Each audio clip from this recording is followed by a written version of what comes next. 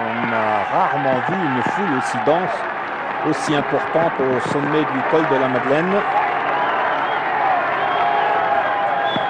Alors, un choix tactique pour Richard.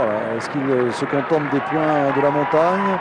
Il s'alimente, il se couvre, il attend les 3. Ou est-ce qu'il se sent assez fort pour engager tout de suite la descente? C'est une descente dangereuse, hein, cette descente pendant très longtemps. 19 secondes. Les coureurs ont chaud, ils sont tout mouillés, ils sont transpirants, tout mouillés. La descente, ils vont se refroidir. Dufaux n'est pas loin. Le héros de cette montée, Bernard, vous serez d'accord avec moi, Dufaux d'abord a fait une très bonne performance de maîtrise de soi pour revenir donner un coup de main à Richard tout à l'heure. Le héros de cette montée, c'est bien Norris. Ce qu'il a fait, c'est formidable, compte tenu de sa petite détresse, entre guillemets, psychologique. Il sait qu'il a perdu le Tour de France par rapport à l'an passé, alors que Pantani n'est qu'au kilomètre. Eh bien, Bjarne Riis a trouvé les ressources morales pour se mettre au service de Jan Ullrich. C'est ce qu'il vient de faire. Bjarne, c'est un très grand geste sportif, à la fois physique, psychologique et d'abnégation. Alors que Casagrande en termine à son tour avec l'ascension. Il a perdu beaucoup de temps.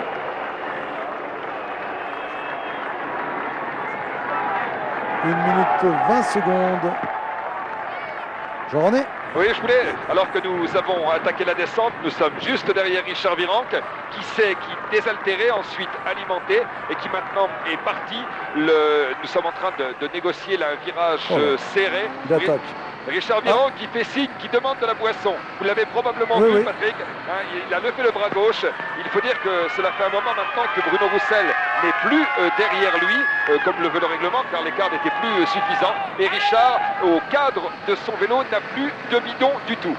Est-ce qu'il y a une voiture neutre par là, Jean-René? Alors, il y a derrière une moto neutre avec des roues, mais il n'y a pas pour l'instant de voiture neutre. Je me retourne, je regarde là-bas au loin à la sortie du virage, je vois sortir... Oh là là! Ullrich est passé à quelques centimètres du parapet. Oh là là, Ullrich a pris un risque là. Il n'a pas pris de risque, hein, c'est Dufaux tout à fait. Oui. Il s'est fait peur énormément. On revoit ça au ralenti. Regardez, il a pris beaucoup trop à l'extérieur. Il va déraper un peu. Et là, regardez, oulala. Ah, il a un problème dans les descentes, Yann. Mon Dieu, qu'il est passé près. Et c'est ce qu'on vous disait tout à l'heure. Cette fois-ci, Ullrich bénéficie de l'aspiration et d'une leçon de descente de Bjarne Riis. Il suit sa trajectoire. Et il faudrait peut-être que Jan Ullrich, pour être un coureur absolument parfait, aille rendre visite à Michael Schumacher, son compatriote, et lui donne quelques leçons de trajectoire. Car Bjarne, pour l'instant, affiche une petite, il faut bien trouver des petites faiblesses. Dufaux est revenu. Ça prouve qu'on ne descend pas très vite du côté d'Ullrich, avec Dufaux qui est revenu sur ce groupe. Ullrich va devoir travailler la descente, car là il survole ce Tour de France, mais imaginez un tour dans quelques années où il n'aura que quelques secondes d'avance sur un second. Eh bien ces secondes peuvent se perdre dans une descente. Dufaux, c'est vrai, est un grand descendeur, hein. C'est un skieur, c'est un très bon skieur, et Dufaux est revenu très facilement. Jean-René. Oui, vous avez vu... Jean-René, je vous annonce une nouvelle quand même. Le retour dans le peloton de Bernard Thévenet. Vous avez vu à l'instant Richard Virenque qui levait encore sa main droite, et Laurent Bezeau qui est sur l'une des motos de l'organisation et qui peut communiquer donc avec les voitures neutres de dépannage.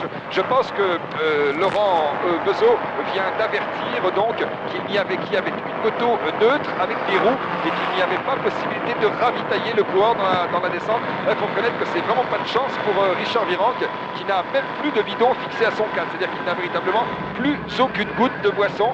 Et en ce qui concerne la vitesse, nous sommes là actuellement à environ 65-70 km/h, alors que nous enchaînons une série de virages pour dire que Richard Virenque continue à faire la descente sur une route qui est assez étroite, qui ne doit pas rendre très bien.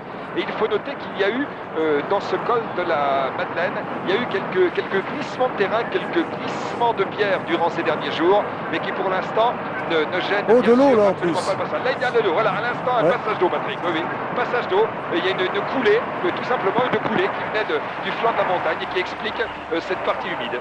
Jean-René. Nous traversons Cellier. Richard Virenque vient encore de se retourner en faisant signe qu'il voulait être ravitaillé en boisson, qu'il avait soif, qu'il mourait de soif.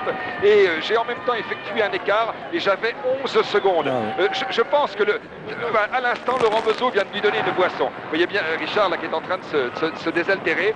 Il est évident qu'il a été gêné par cela. Il a été préoccupé par ce problème de ravitaillement. Et c'est probablement pour cela qu'il a relativement levé le pied depuis environ 2 km dans la descente. Alors que les coureurs continuent à passer Bortolami là au sommet du col à plus de 9 minutes. Voilà, il s'est ravitaillé. Richard, il va peut-être maintenant se lancer dans les descentes dont il a le secret. C'est un excellent descendeur. C'est vrai qu'on va moins vite tout seul qu'à 3 ou 4. Oulala. Il n'a pas osé passer dans cette... Oui, il était un petit peu surpris par le goudron fondu. Et comme il n'y a pas d'adhérence du tout sur le goudron, non seulement ça, mais non seulement il y a un manque d'adhérence, mais après c'est qu'une fois qu'on a enrobé les pneus, enfin le boyau avec du goudron comme ça, eh bien on reste collé à la route. Pour une fois, c'est vraiment c'est le mot réel. C'est qu'un coureur dit qu'il est collé quand il avance. Pascal Hervé, Neil Stephens qui ont fait le travail tout à l'heure et qui passe là à plus de 10 minutes. Ouais, il va demander un journal, Neil Stephens. Là, il a froid, il fait signe. Pascal Hervé se désaltère maintenant. Alors pour Richard Virenque maintenant, c'est un peu un piège quand même. Parce que c'est vrai que la grande offensive des Festina a été déclenchée trop tôt, mais c'est les circonstances de course qui l'ont décidé. Et maintenant, eh bien, pour Richard, l'essentiel va être de jeter un œil dans son rétroviseur du côté de Pantani, Olano et les autres. Ce sera toujours une satisfaction ce soir que de se dire qu'il a relégué tous ces garçons loin derrière s'ils ne parviennent pas à revenir, et que même s'il ne parvient pas à gagner du temps sur Ulrich, eh bien voilà le petit tablier de Festina dont nous parlait l'autre jour Francis Marotto dans le Vélo Club, une sorte de plastron. C'est une bonne idée. Et nous retrouvons Richard dans la descente.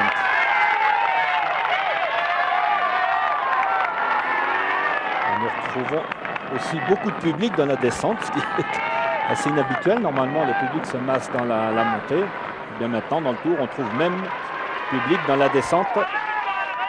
Alors, la descente va être très technique. Et Richard, on peut dire pratiquement sans forcer, va au moins conserver son avantage sur le maillot jaune. Voilà, Richard fait la descente vraiment maintenant. L'écart va peut-être augmenter un peu. Jean-René. Et effectivement, tout de suite, une incidence immédiate puisque l'écart est remonté à 17 secondes. 17 secondes, alors que nous sommes toujours dans une partie extrêmement technique de descente. Et que je peux dire que c'est un plaisir de suivre Richard Virenque, qui est véritablement un artiste. Il a un atout formidable, Richard. C'est un bon grimpeur qui descend super bien, ce qui est assez rare. Et il peut donc creuser des écarts en montée, les maintenir ou même les augmenter dans la descente. Il ne s'offre pas de récupération du tout. J'espère qu'il est très fort. Parce qu'ensuite, il va quand même falloir s'affronter à la montée, vers Courchevel. Il y a quand même des portions un peu planes en bas qui vont être défavorables à un homme seul. Et puis surtout, maintenant... Ulrich bénéficie du concours de Björn Riis. Oui, mais Dufault n'est pas loin, il est là avec eux. Si Ulrich était tout seul, il se fera encore une fois de plus énormément de soucis. Maintenant, c'est un peu mieux pour lui, un peu plus facile. Et l'écart augmente de 13. Il était passé à 17 et le voici à 20. Vous voyez, c'est l'endroit où tout à l'heure Richard a fait très attention. Eh bien, Ulrich s'est presque arrêté. C'est incroyable quand même parce qu'il doit suivre les trajectoires de Björn Riis. Björn Riis qui est un bon descendeur mais qui ne descend pas excessivement vite. Eh bien, Ulrich n'arrive même pas à se fier aux trajectoires de son équipier.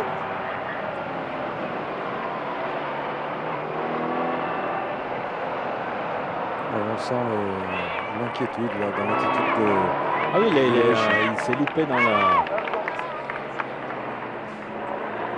Vraiment laborieux les descentes pour Yann Ullrich.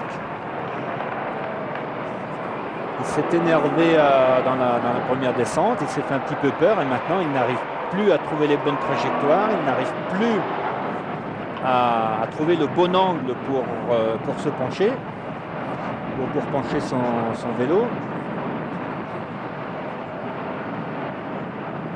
Maintenant pour Yann Ullrich, toutes les descentes vont être un véritable calvaire. En tout cas aujourd'hui, cette moto. Le groupe Eto, 15 minutes de retard avec Zabel. Le groupe Eto, c'est le nom qu'on donne à l'autobus.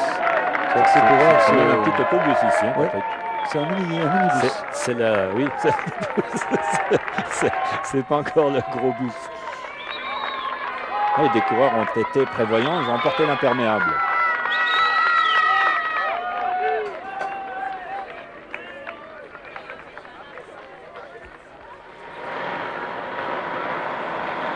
L'écart était de 13 secondes tout à l'heure lorsque Richard manquait d'eau. Ensuite, il s'est désaltéré. L'écart est monté à 17 secondes, puis à 20 secondes.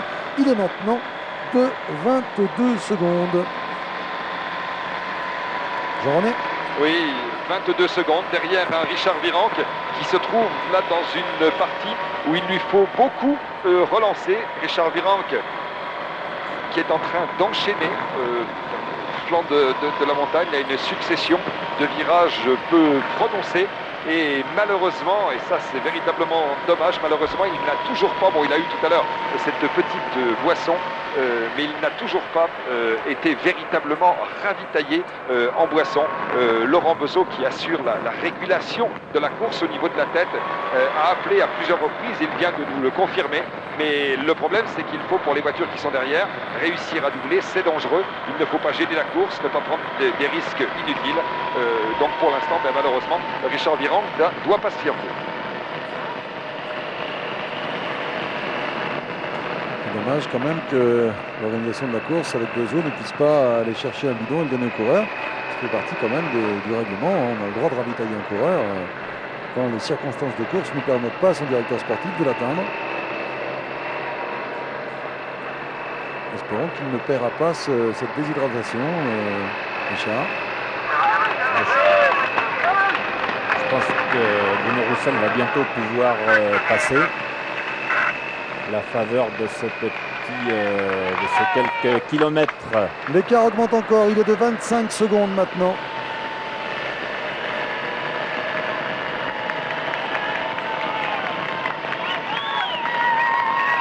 En tout cas, je me souviens des premiers exploits de Richard Virenque dans le cyclisme.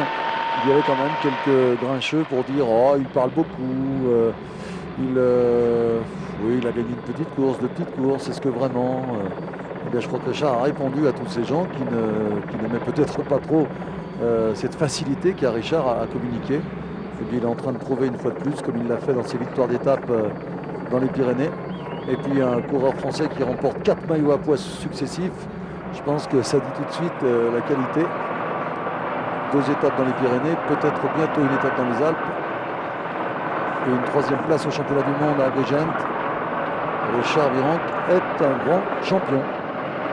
Il n'a pas le potentiel et l'immense classe d'un Ullrich, bien sûr.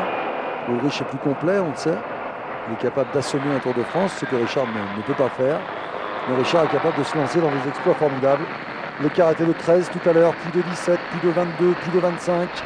Et bien maintenant, il est de 27 secondes et Richard réclame encore à boire. Faites quelque chose, Jean-René.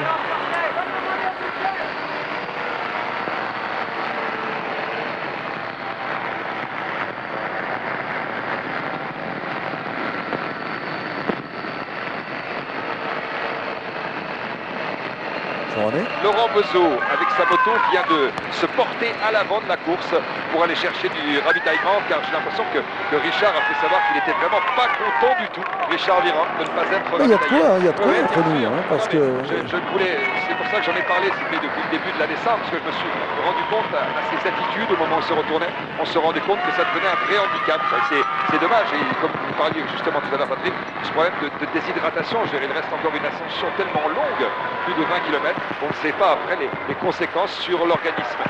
En ce qui concerne la descente, il faut noter, et ça s'explique aussi là fort logiquement, le fait que nous descendions en altitude fait qu'il fait de plus en plus chaud, et il y a donc de plus en plus d'endroits où il y a des petites plaques de goudron fondues, ce qui amène bien évidemment à faire attention, car c'est... Et dans la voiture avant, là-bas, dans la voiture direction de course, il n'y a pas un bidon avec de l'eau?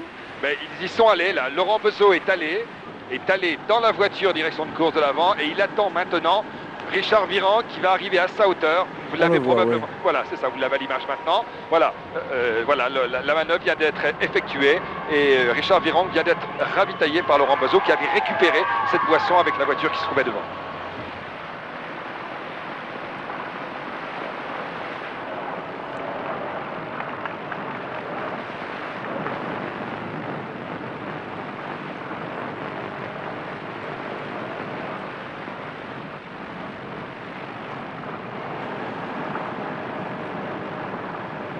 Voilà, Richard Virenque a été ravitaillé. Voilà qui lui avait donné un petit peu de sérénité. C'est vrai qu'il était très agacé par cette situation. Ils me font vraiment peur quand ils prennent le virage à l'extérieur comme ça. Là, c'était un choix de trajectoire. C'était lui qui l'avait choisi. Il a choisi de passer très très bas, alors que tout à l'heure, on a l'impression que Ulrich n'avait pas vraiment bien choisi sa trajectoire. Alors, il a pu se désaltérer un petit peu. On lui a passé un petit quart en plastique. Un peu d'eau, mais son directeur sportif n'est toujours pas là.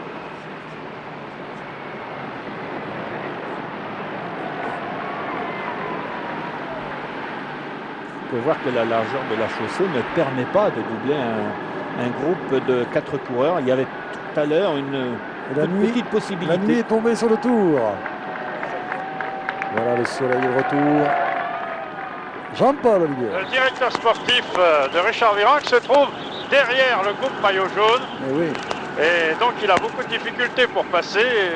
C'est la normal, raison pour laquelle il n'arrive pas à se porter à hauteur de son coureur. C'est normal, il respecte le règlement. Il faut un écart suffisant pour que le directeur sportif puisse passer. Et puis vous savez, il pourrait défavoriser son coureur s'il passait.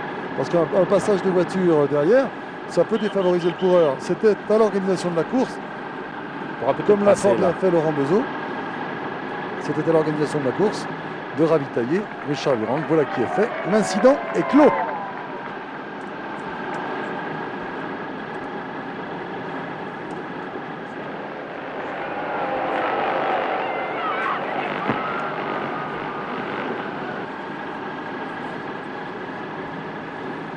« 26 secondes pour Richard Virenque. L'écart est stable.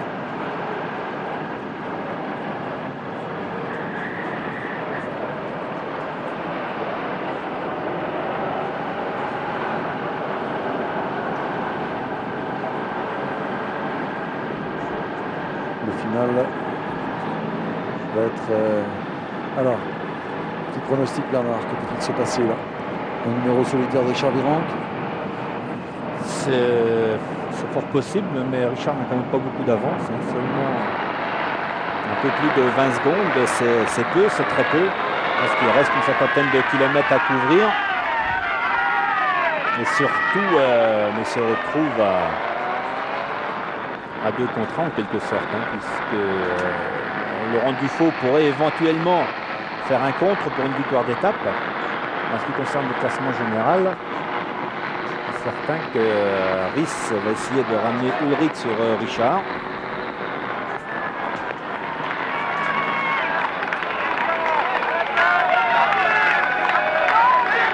Il descend très bien, Richard.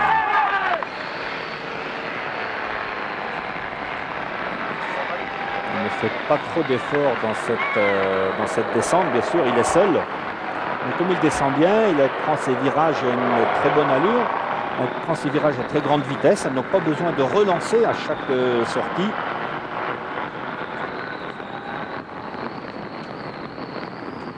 On va bientôt arriver au bas de la descente là. Bruno Roussel pourra passer le petit peloton tout à l'heure. On va donc venir parler et ravitailler Richard Virenque. Voilà, nous sommes à 40 km de l'arrivée. Et là, on va avoir une portion un peu plane jusqu'à Aigues-Blanches.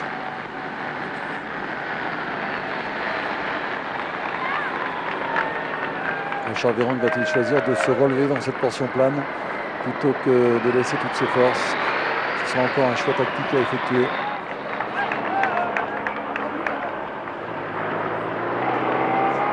Escartine un peu en difficulté dans ce virage. Pas beaucoup mieux Lotti qu'Ulrich dans ses qualités de descendeur, Escartine. On voit souvent Dufaux aussi qui est un excellent descendeur. Et souvent il rejoint Ulrich. Voilà. Ah oui, Dufaux n'a aucune raison de partir devant, bien évidemment, vous l'aurez compris. Il finit mal ses virages, Ulrich. Il y a des Dufaux prend ses virages 2-3 longueurs derrière.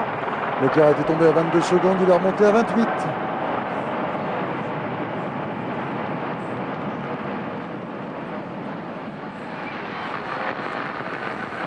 Et toujours le numéro de Richard Virenque.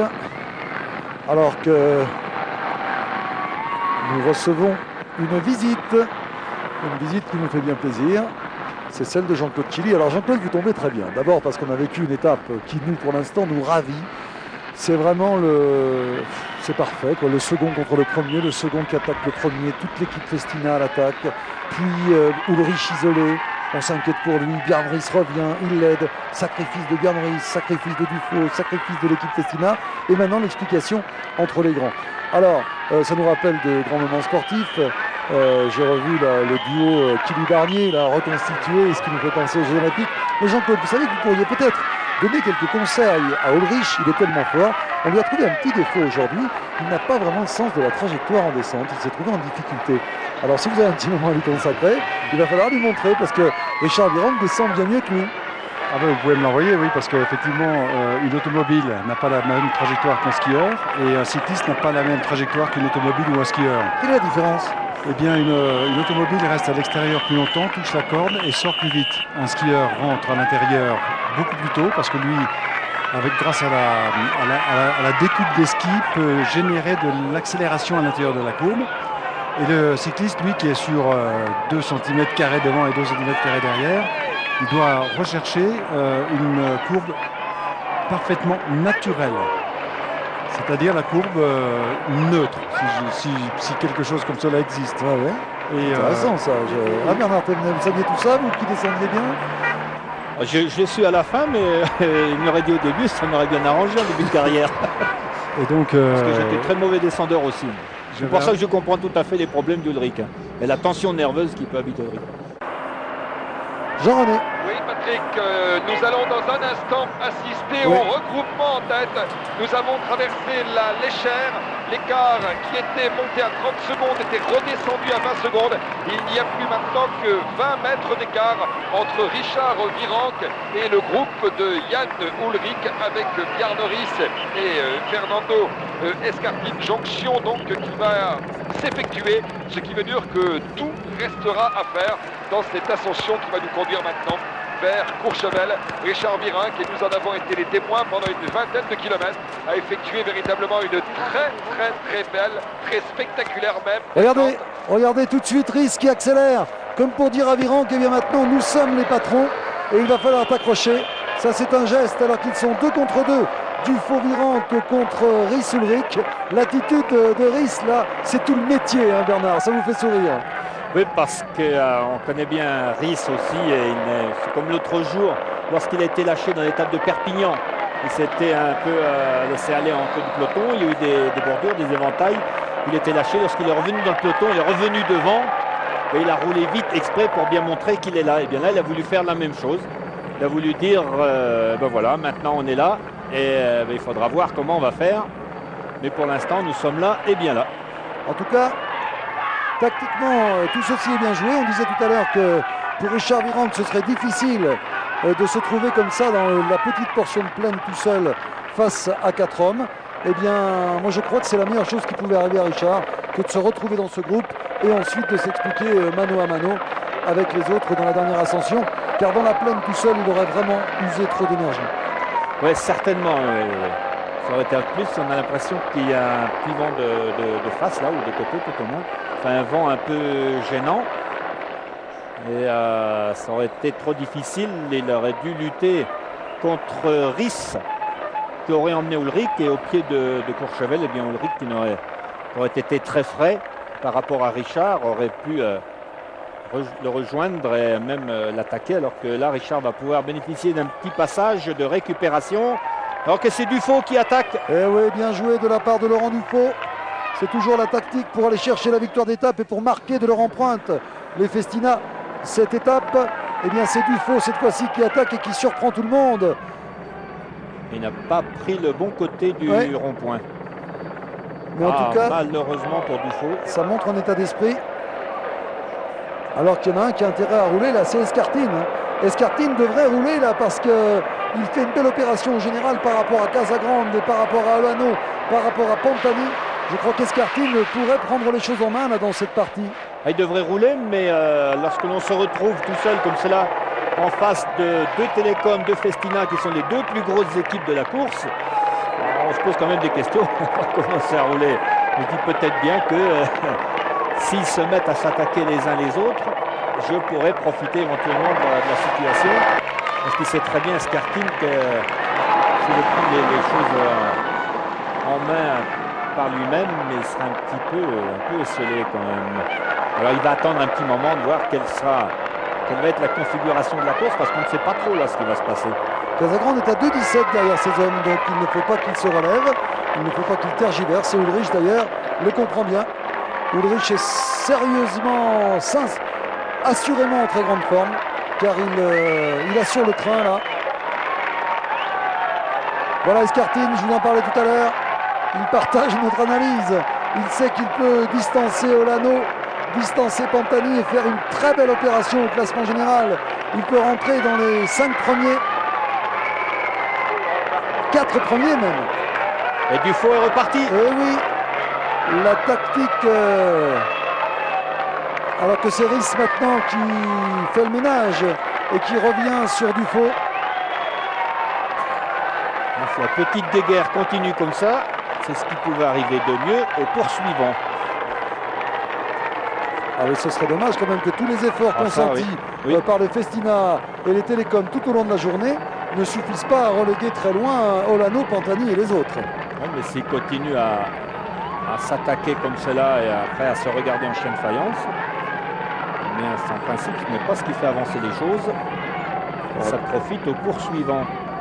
Alors maintenant, c'est une autre course qui commence, avec quand même beaucoup de kilomètres dans les jambes, mais surtout des kilomètres qui ont été avalés à une allure très importante, alors qu'ils sont passés au sprint tête blanche, Dufaux, Ries, Virenque. Et maintenant, eh bien, on n'est pas sûr que tous ces hommes parviendront ensemble jusqu'au bout. Peut-être qu'Escartine en profitera pour gagner l'étape. Lui qui, pour l'instant, suit. Mais qui sait si Richard Virenque, si Dufaux, si Ries, si Ulrich auront la force de tenir jusqu'au bout. Et là, c'est un moment de la course qui est un peu déstabilisant. Dufaux est en train de dire qu'il vaudrait peut-être mieux qu'on roule pour distancer ceux qui sont derrière. Exact. Parce que Dufaux a un beau coup à jouer. Dufaux pourrait se retrouver 5e du général. Si l'écart était important, enfin 5e peut-être pas, mais au moins dans les 7 premiers, alors qu'il n'est pour l'instant que 10e. On pourrait s'entendre et on ne trouverait absolument rien à redire. Il pourrait par exemple se dire, eh bien, on collabore jusqu'à 5 km de l'arrivée, puis les 5 derniers kilomètres, eh bien ma foi, ce sera chacun pour soi ou chacun pour son équipe. C'est ce qui semble se produire d'ailleurs, puisqu'on a vu Ries prendre la tête du groupe, alors qu'on va monter tout là-haut vers Courchevel. Ries est maintenant en dernière position. Ah oui, là il y a un moment d'hésitation dans ce groupe. Olano est à 4 minutes 30 de ce groupe. Si les deux équipes, Telecom et Festina, se mettent d'accord sur ce concept, en quelque sorte, ils vont obliger aussi Escartine à rouler parce qu'Escartine ne pourra pas rester vraiment en dehors du coup. Pour lui, il vaudrait mieux qu'il passe de temps en temps. C'est ce qui a l'air de se passer d'ailleurs. Hein. Vous avez vu, c'est des vrais relais. Là, voilà, Escartine est en train de passer. Bien vu, Bernard. C'est bien parti. Et Ceris, voilà, on est en train de. Ce sont des alliances de circonstances. Ces hommes sont en train de se dire, eh bien, on a tous intérêt à rouler. On va rouler pour creuser l'écart et assommer définitivement ceux qui sont derrière. Alors, est-ce que cette entente va durer ?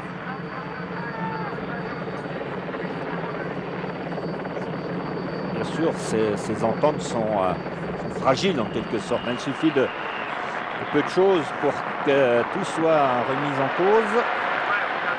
Là, c'est Dufaux qui assure le relais. Il faut arriver à... Escartine va le prendre aussi. Il faut arriver à unir tout le monde pendant 3-4 km, pendant 4 ou 5 relais. Et après, ça... Ils sont que deux à rouler là. Ça va. Ils sont que deux à rouler. Ce n'est pas l'union sacrée, loin de là. Nous arrivons à Moutier.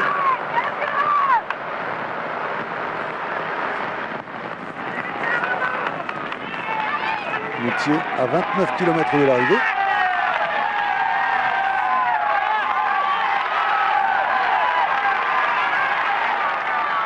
Avec un monde considérable sur le bord de la route. Quel suspense encore. Que va-t-il se passer dans ce groupe dans l'ascension? J'ai un peu peur pour Richard qui a fait beaucoup d'efforts tout à l'heure. Il faudra qu'il soit très fort, Richard, hein, pour parvenir à rester au moins avec Ulrich.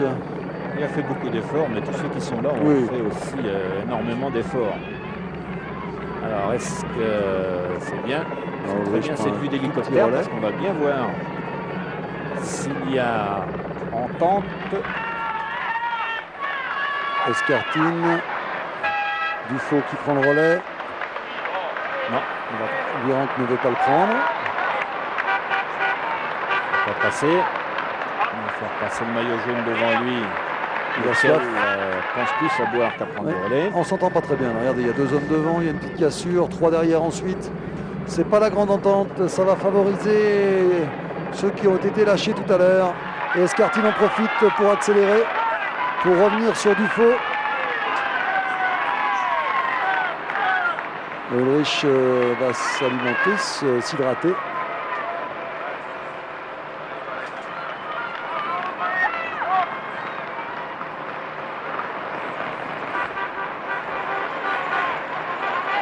Rhys aussi va demander sa voiture. Escartine sait qu'il peut faire une bonne opération au classement général et il voudrait qu'on roule. Ulrich, voilà, Ulrich va prendre le relais maintenant. Ça, c'est important pour la suite. Mais Escartine ne veut pas boucher le trou tout seul. Il veut obliger Dufaux à rouler. On ne s'entend pas très bien dans ce groupe. Pas vraiment. Ah, là on est derrière avec Casagrande. On est à 2 minutes 17 des hommes de tête avec Casagrande. Jean-Paul. Patrick. Oui. Oui, je vous confirme, 2 minutes 20 exactement pour Casagrande. J'étais sur le bord de la route pour un écart. Et je viens de laisser passer maintenant le groupe Olano. Olano Lino Pantani qui est à 4 minutes et 12 secondes. Ah oui, il y a vraiment beaucoup à jouer pour les hommes de tête. Ils ont toutes les raisons de s'entendre. Voici le groupe Pantani. Pantani qui pour l'instant est le perdant du jour. Hein. Je vous rappelle que classement général, Pantani avait réalisé une belle opération. Il était 3e. Il est en train de perdre sa 3e place par rapport à Rhys et peut-être par rapport à Escartine. Alors que Olano est un des perdants du jour aussi. Malgré l'aide très précieuse de ses équipiers et notamment de Manuel Bertrand qui a fait du gros travail aujourd'hui.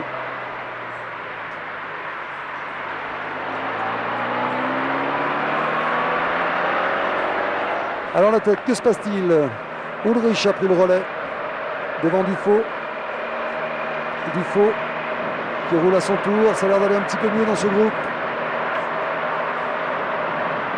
Avec Ulrich qui se remet en dernière position du groupe. Est-ce que les 5 vont se relayer régulièrement? Pour l'instant, ça semble bien se passer depuis quelques hectomètres. Ulrich est en dernière position qui bénéficie pour l'instant du travail de Dufaux. Richard Virenque est en deuxième position. Lorsque Dufaux s'écartera, c'est normalement Richard qui devrait passer. Voilà, c'est ce qui se passe actuellement. Les hommes s'entendent bien. Voilà, ça va beaucoup mieux. Vous voyez Dufaux qui va se laisser glisser. Et c'est Risse qui prend le relais. Tout le monde fait son travail. Voilà des alliés de circonstance. Avec Risse qui durcit la course aussi. Risse qui fait la bonne opération aussi. Il va se retrouver troisième du classement général si la course reste en l'état. Escartine a pris un relais. Ulrich à son tour. On s'entend très bien devant, Jean-René. Oui, effectivement, maintenant on s'entend bien. En fait, la relative inorganisation qui régnait dans la portion de Faux-Plat-Monton avant le début de l'ascension, alors que nous allons passer dans un instant sous le panneau indiquant arrivée 25 km, s'expliquait probablement à cause de la rivalité qu'il y a entre les hommes qui composent cette échappée, mais aussi parce que nous avons assisté au ballet des directeurs sportifs qui sont venus ravitailler, parler avec leurs coureurs, et cela peut expliquer aussi en partie le fait qu'il ait fallu un certain temps pour que tout le monde se décide à bien s'organiser et à bien se relayer. Maintenant, c'est parti et c'est Laurent Dufaux qui, pour l'instant, assure le train dans ce groupe avec juste derrière lui Jan Ullrich. Et oui, car là, il y a un match pour le classement général. Ces hommes ont tous la même ambition. Et Bjarne Riis n'a pas caché qu'il souhaitait occuper la deuxième marche du podium à Paris derrière Ulrich pour faire l'inverse de l'an passé. Après Riis-Ulrich, Ullrich-Riis. Et pour ça, il faudrait lâcher Richard Virenque. Il y aura un match entre Riis et Virenque aussi dans ce groupe. Richard qui doit penser à récupérer là avant d'engager la véritable ascension.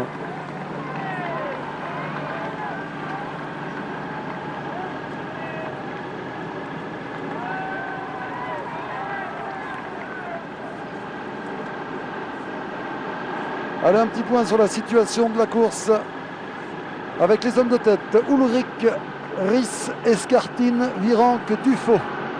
Derrière, à 2 minutes et 17 secondes, un homme seul en chasse-patate, comme on dit. Il s'agit de Casagrande à 2 minutes 17 donc. Et puis un peu plus loin encore, un groupe dans lequel on retrouve Pantani, mais également Conti. Olano devrait être là également, avec ses équipiers de la Banesto. Les voici devant Conti. Voilà.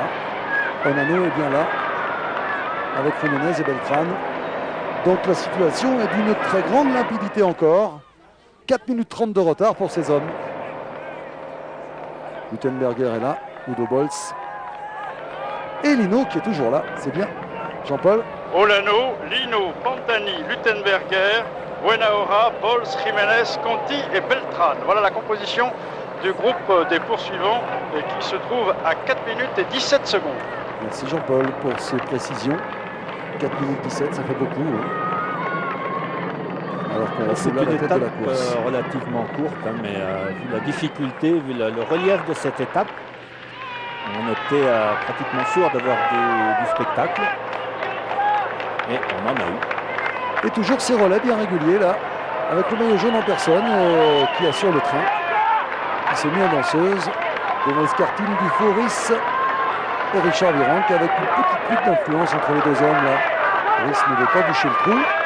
Virenque semble un peu éprouvé. Alors ça peut être aussi un petit numéro hein, pour tromper l'adversaire. En tout cas, il nous semble moins rayonnant que tout à l'heure.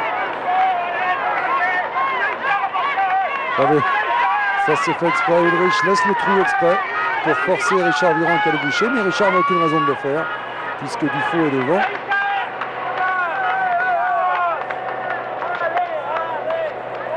Ulrich qui est en danseuse, hein, c'est rare, mais qui est toujours bien assis sur son vélo. Il ne va pas rester longtemps.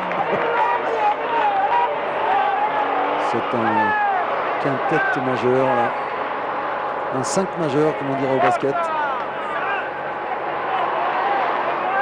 Avec une tension psychologique entre ces 5 hommes qui s'observent, qui essayent de déceler chez leurs adversaires l'état de forme de chacun.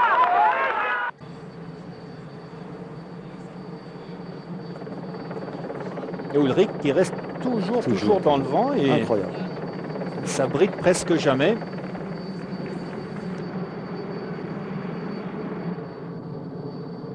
Jean-René? Oui, Patrick, nous nous sommes portés à hauteur de la voiture de Bruno Roussel. Alors Bruno, les positions ont été redéfinies en tête de la course. Nous avons maintenant 5 coureurs, dont Richard Virenque et Laurent Dufaux. Vous avez vu vos coureurs depuis le bas de la descente. Quelles sont les nouvelles consignes? Que va-t-il se passer pour vos coureurs? D'abord, je ne pouvais pas passer depuis le sommet, même bien avant le sommet, donc le dernier sommet de la Madeleine. Richard a fait un bon bout à 20 et quelques secondes devant. Je voulais pas qu'il se fatigue de trop et bon, qu'il s'épuise. Donc dès que j'ai pu passer, je suis allé le voir. Je lui ai dit que je pensais que c'était pas très bon qu'il fasse les 20 km du pied pour aller jusqu'au pied de la montée de Courchevel. Et bon, il m'a dit de toute façon, j'ai pas l'intention de continuer. Je préfère garder mes forces pour la dernière montée. Et essayer de faire encore des écarts et gagner l'étape. Donc c'est sûr qu'on n'a pas fait le grand break comme on espérait le faire, mais bon, on peut faire encore un petit. Et puis il y a aussi la victoire d'étape. Oui, c'est ça. Maintenant, ça va peut-être être la priorité, gagner l'étape. Gagner l'étape, et puis bon, essayer de marquer un coup. C'est-à-dire bon, il y a encore une journée de demain qui sera très très dure, mais l'équipe a beaucoup payé de sa personne. Et bon, souvent on dit demain sera un autre jour. Alors aujourd'hui, on va essayer de faire un petit écart si c'est possible, et en tout cas gagner l'étape. Merci Bruno. Essayer de gagner l'étape. Pour l'instant, c'est pas trop mal parti malgré l'attaque de Riss ici. Alors que oui, Richard est un peu pris au piège. Là, il est en train de se faire prendre sa 3e place du général par Bjarne Riss. Il est obligé de faire l'effort pour revenir, Richard. Alors que Bjarne Riss, lui, a très bien vu, comme disait Patrick tout à l'heure. Bjarne Riss veut essayer de reprendre cette 2e place du classement général. Mais ce n'est pas encore cette fois-là qu'il y réussira. Il y avait une petite entente, une petite harmonie au sein de ce groupe. Et bien, à la suite de l'attaque de Riss, il y a de grands risques que cette harmonie soit totalement rompue.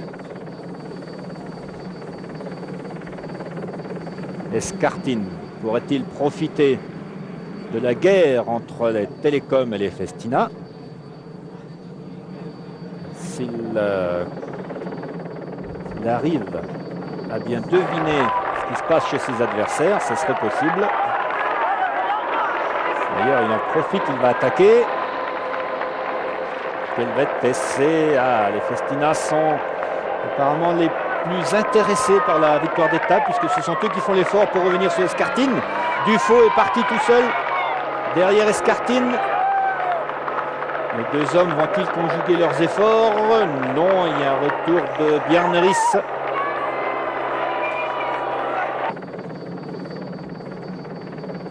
Oui, Jean-René. Oui, Bernard. Retour dans le peloton. Bernard, nous entrons à La Perrière. Nous sommes donc très exactement à 21 km de l'arrivée et nous allons dans un instant passer devant le panneau qui symbolise la 3e et dernière ascension de la journée. Et je crois que les coureurs, même ceux de tête que nous suivons actuellement, n'ont pas trop intérêt à lever les yeux, car s'ils lèvent les yeux, soit à droite, soit à gauche, ils verront ce panneau sur lequel il est écrit 21 km d'ascension, 3e difficulté de la journée, la montée vers Courchevel. La dénivellation moyenne est de 6,3% et le groupe des 5 s'est reformé après cette accélération d'Escartin qui avait été suivie par Laurent Dufaux. Il faut noter que Bjarne Riss maintenant est en 2e position et le maillot jaune en dernière position de ce groupe. Jan Ullrich dans son attitude très caractéristique, bien posé sur sa machine et qui fait preuve, Jan Ullrich, de beaucoup de sérénité alors que les 5 coureurs occupent là la largeur de la route, ce qui est une position assez étonnante. Oui, Riss qui sait qu'il a un petit peu plus de 3 minutes de retard sur Richard Virenque au classement général et qui aimerait bien aujourd'hui réduire cet écart, lui qui court toujours avec cette bouche grande ouverte là, alors que Ullrich s'alimente beaucoup aujourd'hui. Accélération de Riss à nouveau avec Dufaux dans sa roue. Escartin, Virenque, Ullrich qui va attaquer à nouveau Rhys semble décidé à tenter quelque chose. Lorsqu'il se relève comme ça sur sa bicyclette, lorsqu'il observe ses adversaires, ça nous rappelle des souvenirs. Il paraît très très fort en cette fin d'étape, Bjarne Riis. On sait bien qu'il faut toujours se méfier des apparences, parce qu'un coureur qui veut vraiment tenter quelque chose n'a pas intérêt à montrer sa force. Le grand point d'interrogation, c'est Richard Virenque. Richard aura-t-il la force de suivre? Regardez, ils sont en train de parler. Ullrich et Rhys, ils sont en train de se dire quelque chose. Rhys était en train de le prévenir. Comment te sens-tu? Moi, j'ai envie d'attaquer. Si on continue comme cela, bien voilà qu'il va faire les affaires des coureurs qui sont à l'arrière, puisque pour l'instant, ces coureurs-là sont Escartine attaque. en train de reprendre un peu de terrain. Escartine attaque et Rhys va sans doute y aller, lui qui se sent si fort. Attention, Richard Virenque, comment est-il, Richard? C'est un grand point d'interrogation après tous les efforts consentis en solitaire tout à l'heure. Voilà, Richard parvient à s'accrocher pour l'instant. Dans un sens, la course, là, tactiquement, elle doit être assez nette, puisque Richard doit surveiller Rhys pour qu'il ne vienne pas lui prendre sa seconde place. Et Ullrich, lui, n'a qu'à surveiller Richard Virenque, puisque c'est le seul qui le menace au classement général. Alors, est-ce que Escartine et Dufaux vont réussir? Attaque de Rhys à nouveau. Il est très fort, Bjarne Riis, aujourd'hui. Il est aussi fort que l'an passé, semble-t-il. C'est Escartine qui tente de revenir. Ça fait l'affaire de Richard, ça. Richard Virenque avec Dufaux qui ne peut pas suivre. Oh là, les Festina vont peut-être payer les efforts consentis depuis le départ à 20 km de l'arrivée. Pour l'instant, Richard Virenque s'en sort bien grâce à Escartine qui revient là sur Rhys. Rhys va-t-il placer une deuxième attaque? Ce serait bien joué tactiquement à 20 km de l'arrivée. Ah, c'est très excitant là ce qui va se passer. Rhys attaque une deuxième fois exactement comme on l'avait prévu. Richard Virenque a la force d'y aller. Attention Richard, pas trop quand même. Ah, c'est pour l'instant du grand Virenque. Ça va décourager Rhys, ça. Escartine a plus de difficultés à suivre. Le voilà qui revient.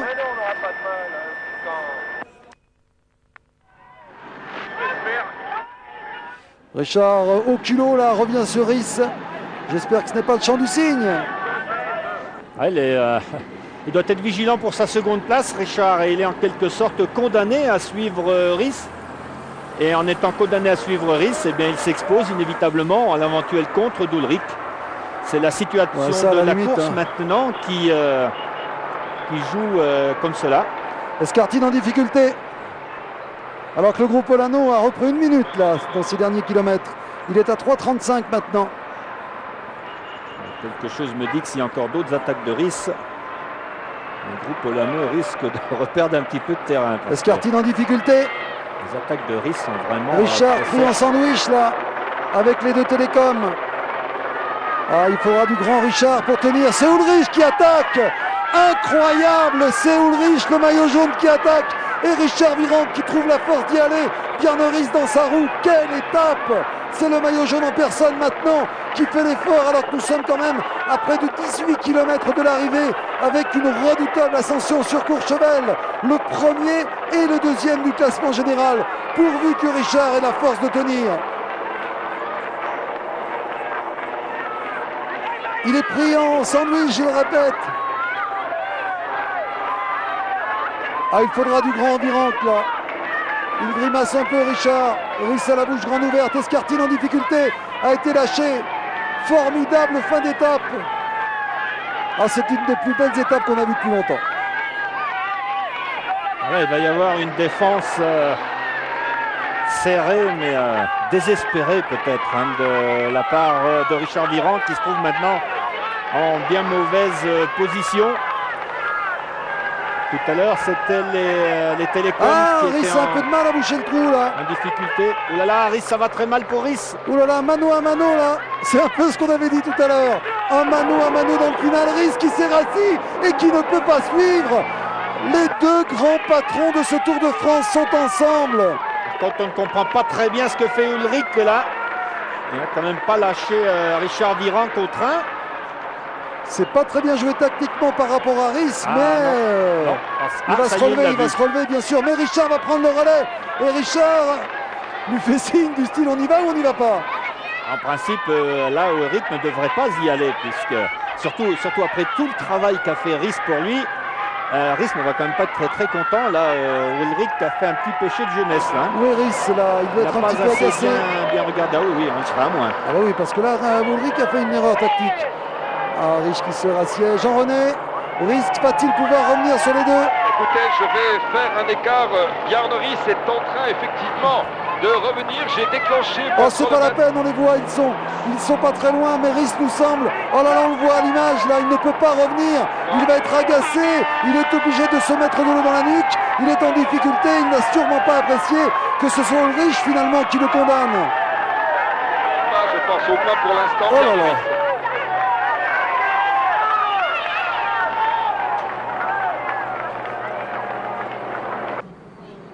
Jean-Paul, des dégâts à l'arrière. Eh bien oui, des dégâts à l'arrière puisque Buenora, Lino, Beltran, Bols ont lâché prise. Il ne reste donc plus que 5 hommes dans cette contre-attaque, bien entendu. Luttenberger, Pantani, Jiménez, Olano donc, et Roberto Conti.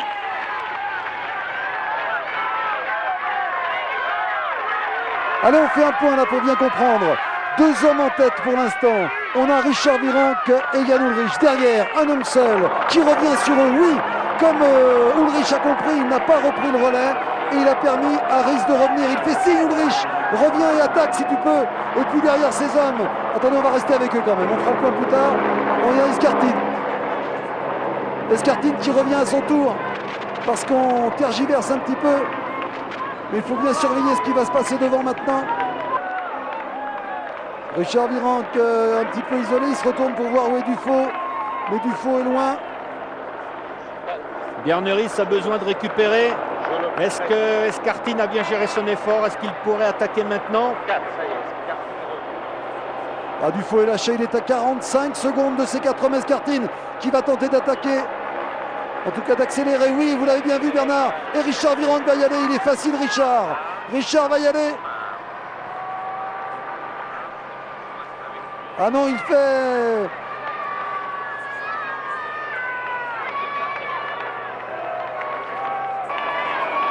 Quelle va être Regardez. Quelle va être l'attitude des coureurs? Regardez, Richard Virenque là joue un peu au chat à la souris. Il était en tête de ces 3 hommes et il s'est mis derrière Ulrich Rhys. Et il se dit, si vous voulez de ne pas perdre la victoire d'étape, il faut y aller maintenant. Ce n'est pas à Richard de faire tous les efforts, c'est bien joué. Exactement, il oblige Ulrich à travailler. Il est en état d'infériorité numérique. Et donc maintenant, il doit laisser faire les télécoms, mais surtout pas à lui de revenir, de ramener les hommes de la télécom au risque de se faire contrer. Très bien joué tactiquement. Que vont faire Ulrich et Bjarne Rhys? Ulrich qui emmène ici un très bon train. Là, je crois que ce sera difficile.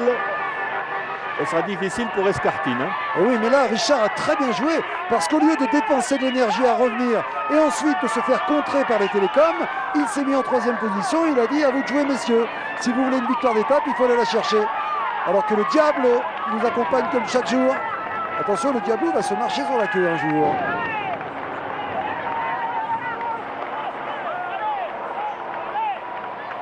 Richard a très bien joué tactiquement. Alors maintenant, il faudra bien sûr, pour que la fête soit complète, que Richard ait la force de placer une attaque à son tour. Rhys était en difficulté tout à l'heure. Ulrich l'emmène. Il a bien rattrapé sa petite erreur tactique tout à l'heure. Hein. Ouais, mais c'était vraiment une grossière erreur là. Hein. Ah, il a 23 ans. Oui, mais qu'il ait fait cette erreur, c'est normal parce qu'il est jeune, mais qu'il ait persisté dans cette erreur, c'est un petit peu non seulement dommage pour lui, mais c'était une bien mauvaise récompense pour tout ce que Rhys a fait pour lui jusque-là. C'était quand même son sauveur. Ouh là là, attention à Rhys qui s'est remis un petit peu derrière. Rhys est un peu largué là. Et oui, 2e difficulté pour Rhys. On va se retrouver avec le fameux mano à mano arbitré par Escartine. Escartine qui va être repris par Ulrich et Virenque. Et Ulrich là, est en train de condamner à nouveau Rhys, mais c'est beaucoup plus compréhensible parce qu'il ne faut pas laisser partir Escartine. il joue aussi la victoire d'étape. Ouais, Mais enfin, vous grimacez quand même. Hein. Ouais, enfin, ce n'est pas une bonne récompense de la part de Rys. Il faudrait qu'Ulrich apprenne à ménager un petit peu mieux ses coéquipiers, apprenne à ménager l'homme qui lui a sauvé la vie aujourd'hui. Enfin, tout au moins sauvé son maillot jaune. Voilà, Escartine est repris. Ulrich ne prendra pas le relais. Oula, Rys n'est pas bien. Très difficile pour Rys. Rys n'est pas bien. Il devient pâle. Mais il n'est pas bien, il devient pâle. Je veux dire, à sa place, je deviendrais pâle aussi. Hein, parce qu'on a sauvé la vie du maillot jaune et qu'on est condamné à cause de lui. Non, j'aurais pas aimé. Non, j'apprécie. Non, franchement, je trouve que Ulrich est. Ah, bah voilà, ça y est, maintenant il se retourne et il voit qu'il a condamné. Comment faire? C'est trop tard. Allez, c'est une petite erreur de jeunesse, mais il faudra qu'il apprenne rapidement à ne pas commettre ces petites bévues là. Parce que ses coéquipiers se sont mis à la planche pour lui. Richard Virenque nous inquiétait un tout petit peu tout à l'heure après les efforts consentis. Maintenant, il semble bien, Richard. En tout cas, il a très bien joué tactiquement. Hein. Le fait de laisser les télécoms travailler pour revenir sur Escartine, c'était une belle démonstration tactique qu'apprécie Jean Réveillon qui nous a rejoint et qui affiche un sourire aussi large que le nôtre. Car c'est vrai que le spectacle auquel on a assisté aujourd'hui, c'est, Bernard, on se le disait tout à l'heure, l'une des plus belles étapes qu'on a vues depuis des années et des années. Moi, j'ai trouvé magnifique parce que j'ai retrouvé un petit peu les tactiques d'antan. J'ai retrouvé des attaques de loin. J'ai retrouvé des attaques, des stratégies tout à fait d'équipe. Ça vous rappelle des souvenirs du côté de Pralou, peut-être, non? Oui. Oui, puis ça change un peu des tactiques de rouleau compresseur qu'on connaissait ces dernières années. Qui sont moins spectaculaires. Qui étaient beaucoup moins spectaculaires, où l'effort physique était peut-être aussi important. Mais pour nous, spectateurs, c'était moins spectaculaire. Jean-Paul. Oui, 4,30 pour le groupe Olano-Pantani qui rejoint maintenant. Attaque de Richard Virenque, c'est bien le moment qu'il avait choisi. Attaque de Richard Virenque, Ulrich le prend en charge aussitôt. Superbe ce que vient de faire Richard au moment où Rys allait revenir sur eux. Escartine s'accroche aussi là-bas à droite de la route. Attaque de Richard Virenque qui se retourne et qui voit Ulrich. Ulrich qui va revenir, mais difficilement, à moins que là il joue très très bien et qu'il revienne au contraire à un rythme qui est le sien en quelque sorte. Et qui lui permettent de revenir sans faire trop d'efforts, sans se mettre dans le rouge. Le premier et le deuxième du classement général, le maillot jaune et le maillot à pois. Les deux hommes maintenant ensemble, mais Ulrich va hésiter à prendre le relais bien sûr, car derrière il y a Rys, mais enfin, après c'est la victoire d'étape qui se joue. C'est peut-être la première victoire d'étape alpestre pour Richard Virenque aujourd'hui. Il a tout pour lui, Richard. C'est dommage pour Richard parce que je pense qu'Ulrich ne va pas rouler puisqu'il a Bjarne Riis qui est derrière, Bjarne Riis qui espère toujours cette seconde place du classement général. Donc en principe Ulrich ne va pas rouler avec Richard, ce qui va bien sûr énormément gêner et handicaper Richard Virenque. On a vu Buren dans des situations comme ça accompagner l'échappée et on dit souvent qu'Indurain n'a jamais gagné une étape en ligne pendant 5 ans où il gagnait le Tour de France, mais il faut bien se rappeler que parfois il a fait des petits cadeaux. Oui, il n'a pas toujours cherché, lui il cherchait à gagner le Tour de France, il ne cherchait pas à gagner d'étape, alors que là la stratégie d'ensemble de l'équipe Télécom voudrait que Ulrich n'aide pas Richard Virenque pour un éventuel retour de Bjarne Riis. Bjarne Riis qui revient sur Escartine là. Les deux hommes vont allier leurs efforts pour tenter de revenir. Oh, il s'est fait voler sa casquette. Alors ça, c'est quand même un geste étonnant. Non, c'est un geste idiot. C'est un geste complètement idiot parce qu'en prenant la casquette, le spectateur peut donner un grand coup sur la tête du coureur. Regardez l'homme en rouge là. Hop. Alors ça, je peux vous dire que c'est d'une stupidité. D'abord, c'est du vol, c'est rien d'autre. En plus, Riis a besoin de sa casquette. Et en plus, il peut le faire tomber. On peut lui donner un grand coup sur un vrai coup de poing sur la tête. C'est malheureusement quelques idiots au bord de la route. Oui, pas la majorité, fort heureusement. Hein. Il y en a quelques-uns. Quelle idiotie. Allez, voler la casquette d'un coureur, quel manque de respect pour les champions. C'est dangereux, c'est arrivé à tous les coureurs de se recevoir comme ça. Le coureur arrive quand même à 25 à l'heure. il suffit de tendre la main et de taper dans l'action à l'heure pour son compte, ça peut faire très très mal. Quel manque de respect pour ces champions. Alors qu'Escartine et Rhys vont revenir, puisque bien sûr Ulrich n'a pas relégué à l'avant et que Richard n'a pas de raison d'emmener Ulrich sur son porte-bagages. Richard maintenant vise la victoire d'étape. Alors, est-ce que Rhys a bien récupéré de son effort?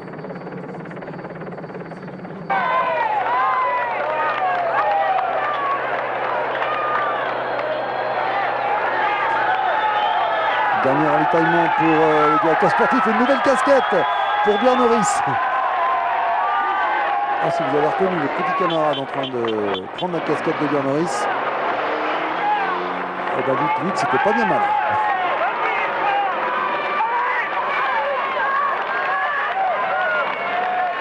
C'est un petit peu bizarre là, que Godefroot passe un bidon à Ulrich parce que nous sommes dans les 20 derniers kilomètres. Il y a peut-être eu des dispositions spéciales. Il y a des dispositions spéciales compte tenu de l'étape. C'est possible parce que l'autre jour, Richard Virenque avait été pénalisé pour avoir été ravitaillé. La pénalité lui était enlevée. Non pas par courtoisie, mais simplement parce qu'il n'avait pas été ravitaillé, il avait été arrosé simplement par son directeur sportif. Alors que c'est Richard Virenque là qui impose un train soutenu et que derrière, eh bien, ça provoque bien sûr des dégâts. Les écarts sont importants, notamment avec ce groupe Olano.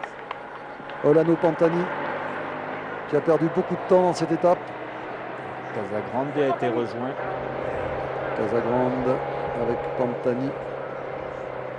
Et les équipiers donc de l'année, vous connaissez tous ces hommes, Jiménez qui a fait un gros travail, Conti, Roberto, conservateur avec Duez, qui travaille là pour Pantani.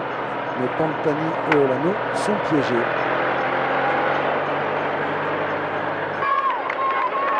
Richard Virenque, Escartine, Ulrich Rhys. Alors n'oublions pas que Dufaux est intercalé aussi.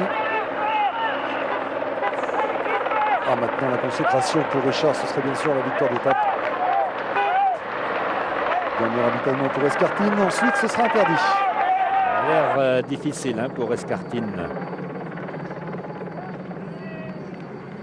Là, il faut vraiment doser l'effort pour Richard. Voilà, il faut repartir et obliger une nouvelle fois Ulrich à revenir sur lui. Le public, oh là là, quel écart il a creusé là en quelques secondes. Ah oui, Richard sait que Ulrich, comme Rhys d'ailleurs, n'aime pas les démarrages comme cela.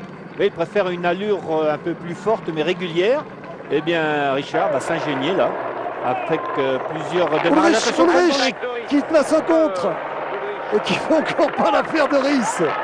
Ulrich place un contre, ça c'est très bon pour Richard, c'est ce qui se passe. C'est excellent pour Richard Virenque pour assurer définitivement sa deuxième place du général et pourquoi pas pour aller chercher la victoire d'étape.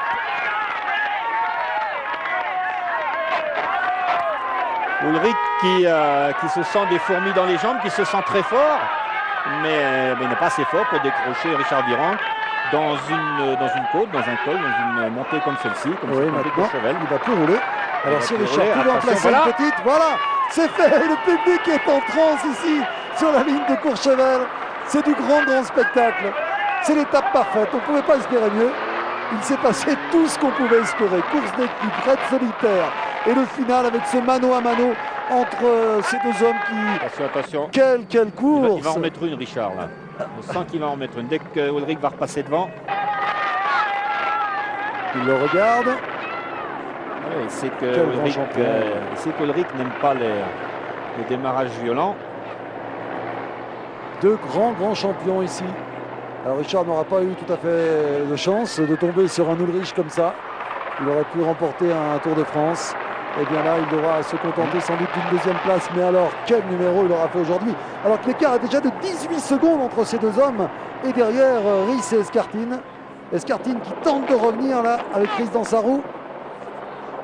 Il est encore pas mal, Escartine. Oui, Rhys peut arguer du fait qu'il a un équipier devant, qu'il n'a donc pas à revenir dessus. Mais je pense qu'il lui serait difficile de rouler. On a l'impression qu'il est bien au maximum. Quelle étape!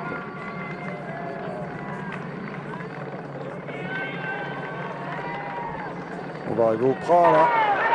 Il restera encore 13 km. L'ascension est très très longue, il faut bien le savoir. Alors que là, c'est Richard Virenque qui assure le train. Oui, c'est très facile. Ouais, mais il a fait un petit péché d'orgueil quand même, hein, Ulrich. Il a cru qu'il allait. Oui, je voulais dire. Oui, pardon. Ulrich. On peut les confondre tous les deux. Hein, il a cru qu'il allait pouvoir lâcher Richard Virenque. Il a pensé que Richard Virenque, après le one-man show qu'il avait fait devant pendant pas mal de temps, allait peut-être un peu diminuer. Eh bien, il s'est rendu compte qu'à ses dépens, ce n'était pas le cas. 18 secondes tout à l'heure, 22 secondes maintenant, sous l'impulsion de Richard Virenque, là, qui durcit la course à l'avant. Jean-René. Oui, effectivement, je voulais vous communiquer cet écart de 22 secondes et ce travail donc de Richard Virenque. Nous sommes à côté des hommes de tête depuis le pied de la montée. Il faut noter qu'il y a eu 4 coups de boutoir, qu'à chaque fois Escartine et Riss ont dû l'un après l'autre faire l'effort, et on peut imaginer peut-être que maintenant ils ne réussiront pas à revenir sur les 2 hommes de tête, ce qui de toute manière en dehors de la victoire d'étape pourrait être une bonne opération pour Richard Virenque en fonction du classement général. Maintenant, par rapport à Bjarne Riss, il faut noter que depuis environ 1 km, Jan Ullrich n'a pas relayé Richard Virenque. C'est Richard Virenque tout seul qui assure le train. Les 2 hommes viennent de se désaltérer. Et Jan Ullrich toujours derrière Richard Virenque qui ne prend pas de relais. Peut-être effectivement peut-il arguer du fait que Bjarne Riss est derrière, mais enfin. Il reste 12 km encore. C'est très très long cette ascension sur Courchevel.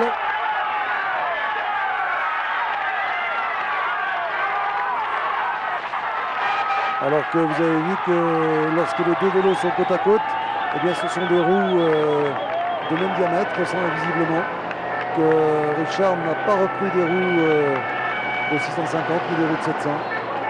Ceci pour les spécialistes. C'est là, on rencontre beaucoup de monde sur le bord de la route du Tour. Et vous êtes nombreux à nous dire, allez, donnez-nous quand on vous voit en train de monter l'école, vous nous dites, donnez-nous les développements, donnez-nous les braquets, donnez-nous les diamètres de roues. On veut bien de temps en temps, mais tous les téléspectateurs ne sont pas des spécialistes, on ne veut pas vous abreuver de renseignements de ce type.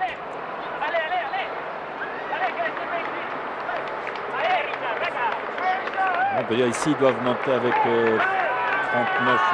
39-20. Mais on peut constater que les 2 hommes n'ont pas le même développement. Richard a peut-être un petit plateau, plus petit que Ullrich.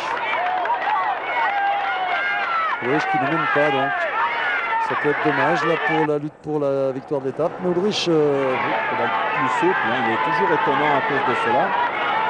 Il est toujours assez souple, hein. On a toujours l'impression qu'il donne toujours une impression de facilité. Et on ne sait pas si c'est vraiment le cas. 28 secondes d'avance sur Riss et Escartine. Riss qui souffre ici. Et qui a fait tellement de travail pour Ullrich. Escartine à la peine. Les 2 hommes ont perdu près de 30 secondes sur Richard Virenque. Puisque c'est Richard qui mène tout seul. C'est la sortie du tunnel pour les 2 hommes. Oh, Jan Ullrich maintenant n'a plus de raison de ne pas rouler. Hein. L'écart est fait, 30 secondes. Ah, et il va rester là pour se faire pardonner peut-être ses petites erreurs de tout à l'heure. Jean-Paul ? Oui, derrière l'écart que vous avez donné, Dufaux se trouve à 52 secondes. Le groupe Olano-Pantani à 3,52.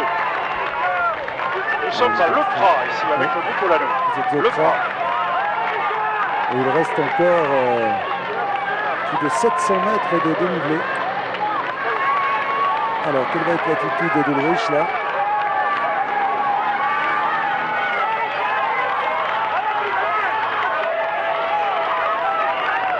L'écart est monté à 30 secondes. Ullrich semble toujours pas décidé à prendre le relais. Il est aux côtés de Richard. Encore une grande image aujourd'hui, décidément, on en aura eu beaucoup. Bernard avait raison de signaler que c'était une course à l'ancienne, avec des attaquants et non pas seulement des rouleaux compresseurs.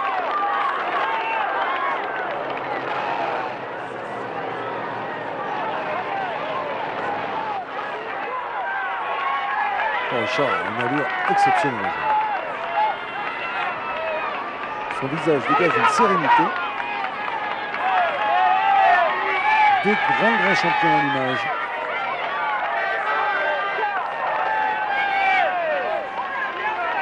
La course a été pratiquement totale depuis le départ. Hein. Il y a pratiquement c'est pas jamais une eu seconde. de temps mort. Peut-être quelques secondes tout à l'heure quand les hommes, disons les duos Ulrich Riss et Virenque Dufaux se sont un peu regardés. Sinon, tout le reste, il y a toujours eu une course totale. Björn Riss, c'est difficile pour lui. L'écart grandit. Et cette course totale va expliquer les écarts immenses que l'on a Immense. enregistrés ce soir à l'arrivée. Immense.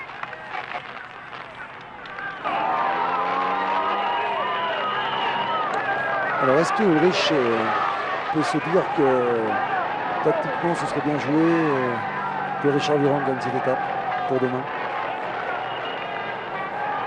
Je vais trop loin. Je ne sais pas. Hein, sur ce qu'il a montré tout à l'heure, là, Ulrich a vraiment envie de remporter cette étape. Mais je sais qu'il ne faut pas être trop cannibale dans un peloton. Pas trop, mais bon, le 22e du classement général. Le maillot à poids, il peut essayer d'asseoir une certaine forme d'autorité.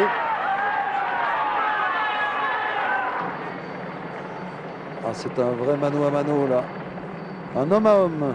Jean René. Oui, 34 secondes, c'est un écart que je viens d'effectuer. Et en fait, toujours la même attitude. Jan Ullrich là sur la droite de la route qui monte au train, assis. Et Richard Virenque qui est lui en danseuse, très déhanché et qui assure toujours le rythme de cette échappée. Il faut espérer que Richard Virenque conservera encore assez de ressources au sommet de Courchevel s'ils s'y parviennent tous les deux pour lutter pour la victoire d'étape, car véritablement il aura pendant toute la journée, que ce soit en tant qu'attaquant solitaire ou ensuite maintenant dans ce tandem, c'est lui pratiquement qui aura toujours assuré le travail. Et il faut noter qu'il y a dans cette montée beaucoup de bruit, beaucoup de monde, beaucoup d'ambiance, beaucoup de gens qui encouragent Richard Virenque, mais aussi malheureusement trop souvent des gens qui viennent sur la route, qui courent à côté des coureurs. Il y a eu tout à l'heure ce geste malheureux quand quelqu'un a enlevé la casquette de Björn Riss. Il y a eu il y a quelques instants encore une personne qui a couru à côté de Richard Virenque, et Jean-François Pêcheux qui est à côté demandait au commissaire d'écarter les gens pour ne pas accrocher les coureurs. Richard Virenque et Jan Ullrich qui arrivent sous le panneau indiquant arrivée 10 km. Oui, 10 km pour les deux hommes avec toujours Richard Virenque qui mène. J'aimerais simplement vous donner une petite précision. Aujourd'hui, on vit une étape, je crois qu'on a eu souvent l'occasion de dire, lorsqu'on était un peu déçu par la course, ça arrive, pour ne pas dire aujourd'hui combien on est sous le charme de cette étape. Pour vous rappeler une chose quand même qui va vous paraître peut-être un peu étonnante, eh bien demain, au programme, col de Tamier, col de la Forclaz, col de la Croix-Frie, col de la Colombière, col de Châtillon et le col de Juplane. C'est dire qu'aujourd'hui, alors que Riss est là un peu en difficulté et que l'écart est de 35 secondes entre les hommes de tête et ces deux-là, eh bien, tout ce qu'on vit aujourd'hui ne doit pas nous faire oublier que demain, c'est 200 km qui sont au programme avec les difficultés dont je viens de vous parler. 208 km 500. C'est un Tour de France, un des plus durs qui nous a été donné à suivre ces dernières années. C'est un tour pour montagnard et un tour pour coureurs impressionnants comme Ulrich. Ouais, c'est un tour cette année, c'était un bon tour pour grimpeur. Et si Ulrich remporte ce tour, on pourra dire c'est non seulement un rouleur, mais c'est aussi un excellent grimpeur. Il ne faut pas oublier qu'Ulrich a gagné une étape du Tour de Suisse qui était une étape de montagne. Et même si tous les grands grimpeurs n'étaient pas en Suisse, ceci suffit à prouver qu'on a peut-être catalogué un peu trop vite Ulrich comme étant uniquement un excellent rouleur, alors qu'en réalité, c'est également un bon grimpeur. Bon, ce n'est pas un grimpeur dans le sens Pantani, ni même Richard Virenque. Hein. Ce sont eux des coureurs capables de créer des écarts sur des distances très courtes. Mais Ulrich est un grimpeur un peu comme l'était Riss l'année dernière, capable de bien se comporter en montagne avec un train élevé sans trop de changement de rythme. À 10 km de l'arrivée, les deux hommes intercalés derrière ces deux-là étaient à 35 secondes. Dufaux suivait à 1 minute 30 alors que Richard Virenque accélère encore pour durcir la course. Et lorsque vous avez vu Courchevel au bord de la route, la plaque Courchevel, eh bien, il s'agit de Courchevel 1550, mais il faut monter jusqu'à 2000 mètres. Il y a encore 450 mètres de dénivelé, puisque nous sommes là tout au sommet de Courchevel, au sommet de la station Courchevel 1850, à l'altiport. On ne pouvait pas aller plus haut.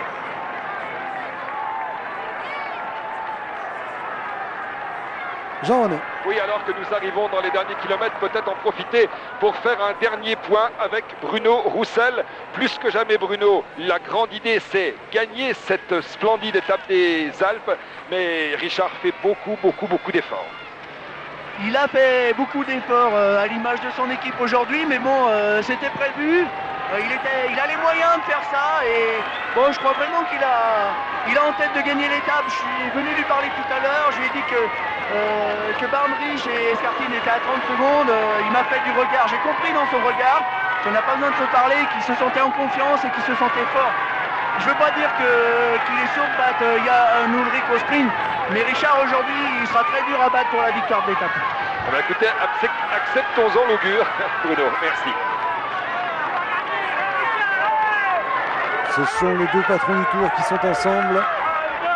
Richard Virenque un peu en dessous pour les qualités intrinsèques globales. Ulrich est vraiment très impressionnant, mais Richard avec un esprit d'attaquant, avec un formidable mental et des qualités de grimpeur exceptionnelles. Tout à l'heure, Ulrich a attaqué aussi. Ulrich n'est pas un suiveur, Ulrich ne profite pas des circonstances. C'est quelqu'un qui s'affiche comme un patron de course et c'est en cela qu'il nous séduit tous les jours. Voilà, 10 km, 4 minutes de retard pour le groupe Pantani-Olano. 4 minutes 07. Ah là, ça va être important tout ça. Richard Virenque va compter une avance considérable sur ses suivants au classement général ce soir. Ce soir, on va se retrouver avec un Virenque qui va se retrouver avec au moins 6 minutes d'avance sur Pantani, alors que Rhys, lui, était à 3,20, il va se retrouver au moins à 4,30. C'est dire que Rhys devrait être 3e du général, c'est une bonne opération. Mais Richard Virenque, lui, consolide sa 2e place aujourd'hui. Bravo.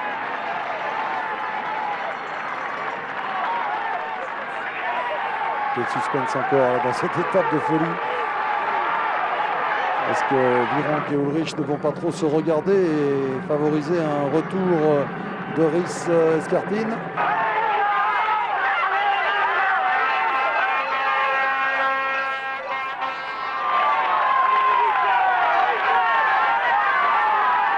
Un des 10 km de l'arrivée, 8 km maintenant. Richard Virenque n'a jamais gagné d'étape de montagne dans les Alpes. Il en a gagné 2 dans les Pyrénées. Jean-Paul. Et à l'arrière du groupe Olano-Pantani, Luttenberger joue de l'accordéon en quelque sorte en termes cyclistes, c'est-à-dire qu'il est décroché, il revient, il décroché, il revient.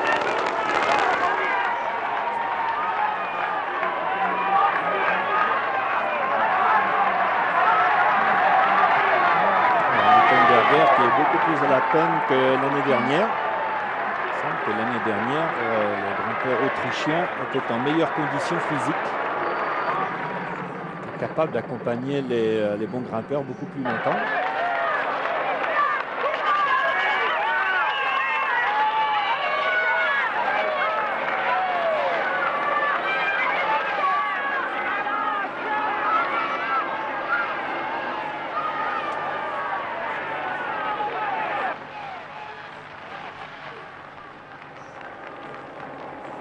Escartine fait un gros travail aussi là. Rhys en profite pour aller chercher la 3e place du général.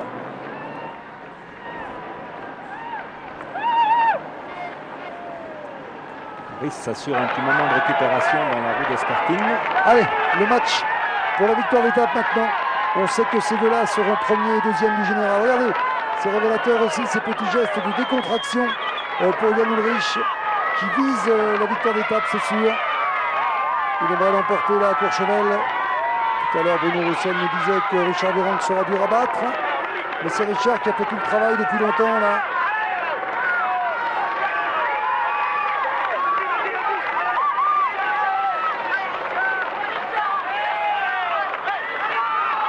Là, je ne vois plus vraiment de raison pour Ulrich de ne pas rouler.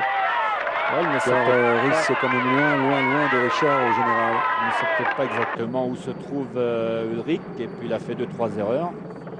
Et maintenant, il va certainement essayer de remporter l'étape. Richard lui demande de rouler. Oui, il est un peu agacé, Richard. Mais il partage un peu l'analyse qu'on vient de faire en disant bon, maintenant il n'y a plus de raison de ne pas rouler.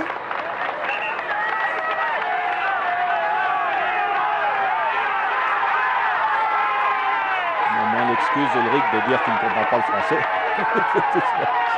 Expliquer.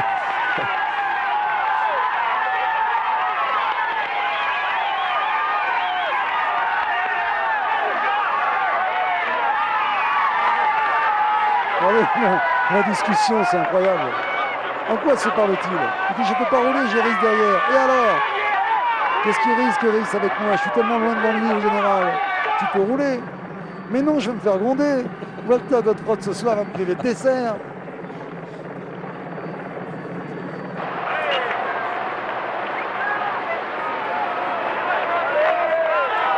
Il faut être dialoguiste de temps en temps. Il doit savoir. C'est ça, un petit peu ça. Hein. C'est un petit peu ça. Chacun essaye d'avancer ses arguments. Tu peux, moi je peux pas. Et Richard n'est pas vraiment en colère. Mais si, il y a une logique sportive. Il faut être honnête, il y a une logique. Ulrich, alors qu'on trouve Rhys un peu en difficulté derrière pour suivre Escartine. Il y a une accélération, hein, semble-t-il, d'Escartine. Rhys réussit à revenir. Le dernier Rhys aura été aussi l'un des grands hommes de la journée. Richard Virenque qui se retourne encore. Petit clin d'œil là vers Ulrich. Ah, si Ulrich l'attaque, il ne va pas être content. Ulrich d'ailleurs un peu en difficulté. Ulrich maintenant va jouer la victoire d'étape. Le suspense aura été complet jusqu'au bout. Comme disait Bernard tout à l'heure, depuis maintenant 4h30 que nous sommes ensemble, nous ne nous sommes pas ennuyés un seul instant. On n'a pas eu le temps de vous faire beaucoup de plans de paysages d'hélicoptère, vous me pardonnerez aujourd'hui, mais la course était tellement intense. Alors que l'écart est de près d'une minute maintenant entre ces deux hommes et Escartine Rhys. C'est vrai que les coureurs ont obtenu le paradoxe de rendre la course intéressante, même quand ça ne roulait pas.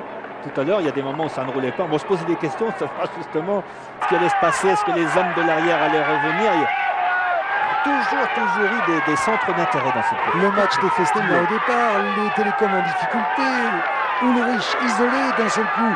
Rhys qui revient, qui fait un travail formidable pour lui. Et pour terminer, bien, la cerise sur le gâteau, le mano à mano pour la victoire d'étape, avec Richard Virenque qui assied encore un peu plus sa deuxième place. Et là, ce suspense, Ulrich qui ne veut pas rouler, Richard qui est inquiet, qui se dit je fais tous les efforts. Ulrich ne va-t-il pas en profiter pour me battre dans cette étape, alors qu'il n'a jamais remporté une étape dans les Alpes? Qu'est-ce qu'ils font ces deux-là encore? Avec le drapeau qui aurait bien pu se prendre dans les rayons là. Les supporters allemands qui auraient pu ne pas rendre service là à leur leader, parce qu'il suffit que le drapeau se coince dans les rayons et c'est un tour qui bascule.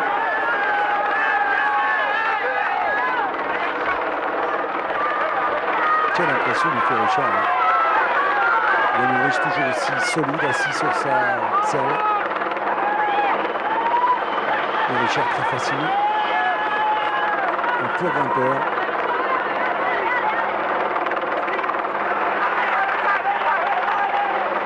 Est-ce qu'ils vont partager le gâteau? La victoire du tour pour l'un, l'étape pour l'autre.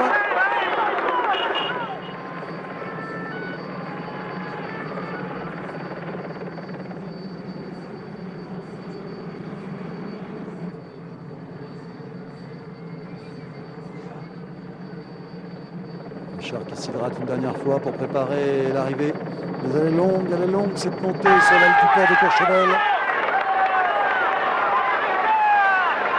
Magnifique Ulrich avec ses lunettes jaunes.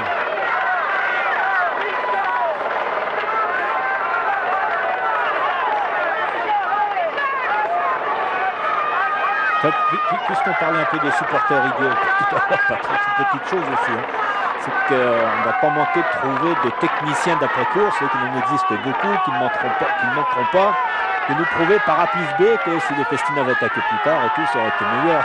Alors d'avance, on va leur répondre quand même que la stratégie se fait la veille de la course et qu'on ne maîtrise pas tous les éléments, fort heureusement d'ailleurs, sinon on s'ennuierait beaucoup. Hein, et que pour ma part, moi je ne regrette pas du tout ce qu'ont fait les Festina aujourd'hui.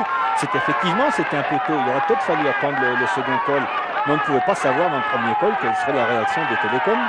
Celui qui trouve quelque chose à redire sur l'étape d'aujourd'hui, ah mais il y en aura. C'est un grincheux, laissons les grincheux, apprécions tout ça comme vous le faites chez vous. Il y a toujours des grincheux, des gens pour dire que Richard Virenque n'est pas un peu grimpeur non plus. Je l'ai lu il n'y a pas longtemps. Eh ben, je ne sais pas ce qu'il leur faut. Et d'autres qui disent Ulrich, oui évidemment, Ulrich c'est un grand champion qu'on n'a pas vu depuis longtemps, depuis le Grand Induren, quand il avait assommé le Tour la première fois en 91. Là, impossible de faire les difficiles. Et demain, ce sera dans toute la presse des superlatifs pour ces deux hommes.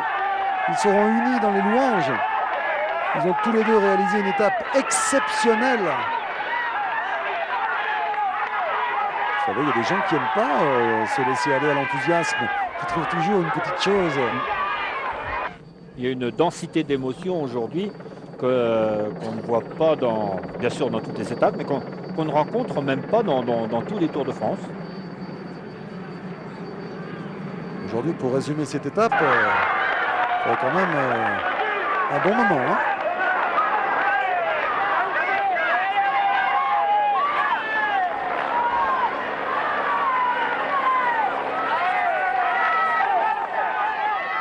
« 5 km pour Escartine, 48 secondes, ils sont revenus un peu. Escartine et Riss. Il ne faudrait pas que les deux hommes de tête tergiversent un peu trop pour la victoire d'étape. Ah, il y a un effort formidable, fantastique hein, d'Escartine.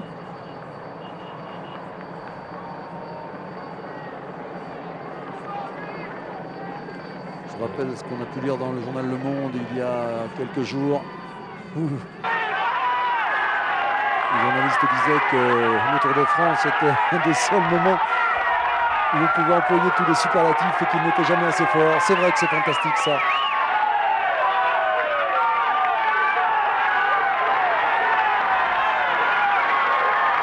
Richard qui fait tout le travail devant. Nous arrivons là à Courchevel 1850. Il va falloir monter sur l'altiport là-haut, tout là-haut. Nous sommes à moins de 4 km de l'arrivée. On sent Il y a 4 km tout juste, voilà, c'est ça. On sent une motivation, une conviction dans la pédalée de Richard Virenque. Quel suspense encore. 4h23 minutes de course, 4h24 minutes même.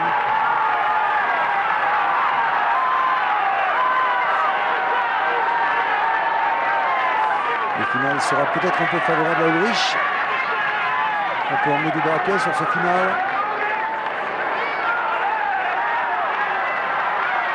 Richard ne se pose aucune question.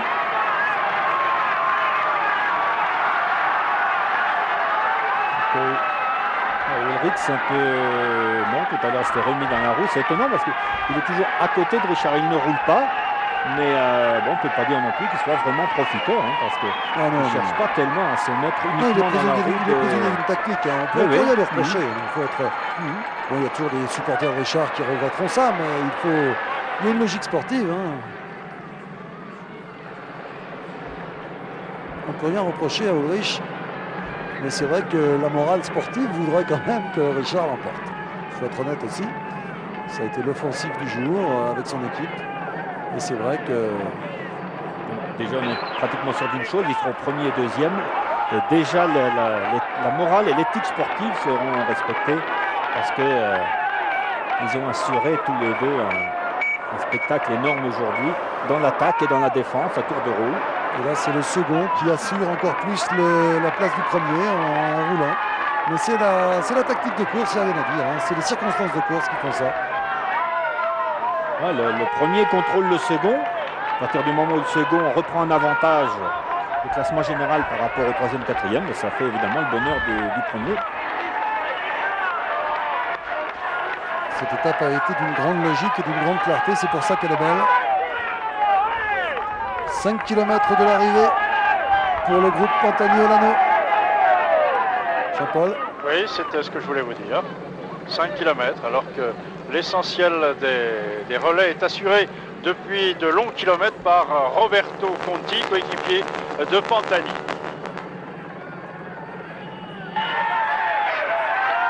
Richard qui s'hydrate à nouveau et qui se débarrasse de son bidon pour préparer le sprint. Bientôt le panneau des 3 km.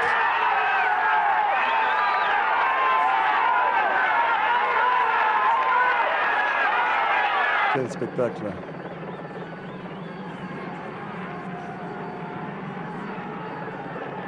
Et ici, sous le panneau des 3 km, on voit très bien que Richard Virenque a toujours tendance à amener un développement un peu plus grand que celui d'Ulrich.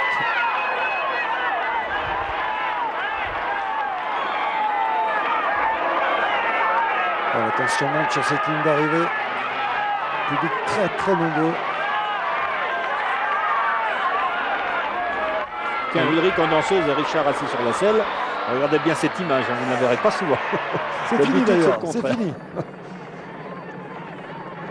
Des encouragements pour Pantani. Et oui, les jours se suivent et ne se ressemblent pas pour Marco. En fait, il a remporté l'étape de l'Alpe d'Huez. Ça suffit sans doute à son bonheur. Mais encore une fois, tout est relatif. Finalement, Marco n'a pas fait une mauvaise étape. Ce sont ces coureurs-là, les coureurs qui sont à l'avant, qui ont fait vraiment un très très grand exploit. 48 secondes de retard pour ces deux-là. La victoire se jouera bien entre Richard Virenque et Ulrich. C'est vrai ce que vous remarquez, Bernard. Ulrich se met sur le côté, comme pour montrer qu'il n'est pas dans la roue, qu'il n'est pas un suceur de roue, comme on dit. C'est une attitude assez noble d'ailleurs, même si on sait qu'il aime se placer comme ça. C'est vrai que c'est Richard qui est sur le train, mais Ulrich n'est pas dans sa roue.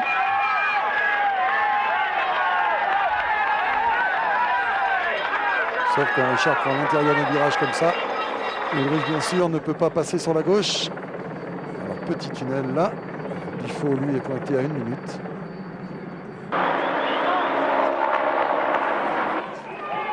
Escartine qui démarre derrière et Rhys qui ne peut pas prendre la roue. Dufaux est à 1 minute 20 exactement. Rhys planté. Escartine est parti en contre, attention. Bon, dommage aussi pour Escartine d'être tombé sur deux oiseaux comme ceux-là, parce qu'Escartine fait une belle étape.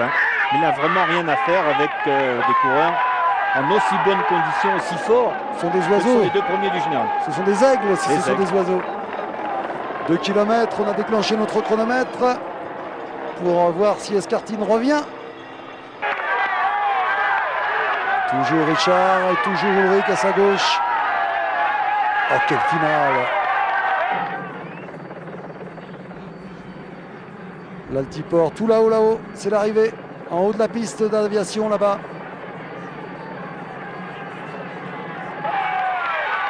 Accélération de Richard à nouveau qui s'écarte maintenant. Escartine peut revenir, attention. Escartine à 45 secondes. Il ne faut pas que les deux hommes tergiversent. Escartine lancé à fond là pour revenir. Jean-Paul. Olano en difficulté dans le groupe de Pantani. En difficulté, il est attendu par Jiménez. Maintenant, les deux hommes reviennent péniblement et Olano dans la roue de Jiménez. Olano était 5e au général. Il va peut-être perdre sa place au profil d'Escartine. Ah voilà, tiens. Alors on va vous dire qu'on n'est pas trop malheureux d'avoir vu ce garçon tomber sur la route. Voilà. Enfin, il vaut mieux que ce soit lui qui tombe que les coureurs. On le répète tellement. Encore quelques secondes pour dire que vous n'avantagez pas vos coureurs en courant à côté comme cela. Vous les énervez, vous leur faites changer de rythme et c'est très mauvais. Regardez la foule avec la flamme rouge là-bas. Après ce virage à gauche, il restera 1 km. Toujours Richard Virenque en tête. Richard Virenque, je le rappelle, n'a jamais gagné d'étape dans les Alpes. Il a gagné 2 fois. C'était dans les Pyrénées. C'était à Luzardiden en 94, à Cauterets en 95. Les voici à 1 kilomètre du sommet. On va les voir à la sortie du tunnel sous la piste d'aviation. Il reste 900 mètres là pour s'expliquer. On va les voir apparaître. Elle est bien cette image. Voilà, c'est parti. C'est le sprint pour la victoire d'étape maintenant. Richard un peu nerveux là, avec toujours Ulrich à ses côtés. Ulrich qui n'a pas pris un seul relais. Ah, ça doit être frustrant s'il se fait battre là. Il aurait été battu plus par les circonstances de course. Enfin, c'est la règle. Escartine n'est pas revenu, il est toujours à 45 secondes. La victoire va se jouer entre ces deux hommes. Richard Virenque et Jan Ullrich.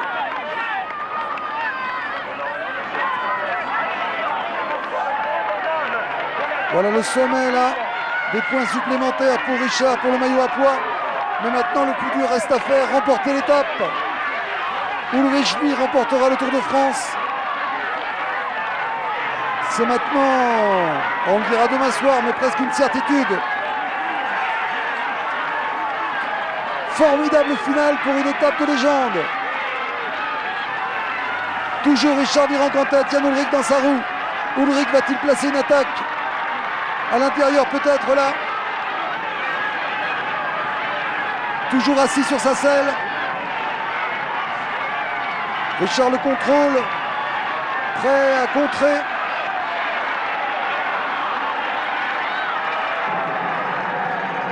Ah, ce sera du ravi pour Richard s'il est battu dans cette étape. Il a fait toute l'ascension en tête.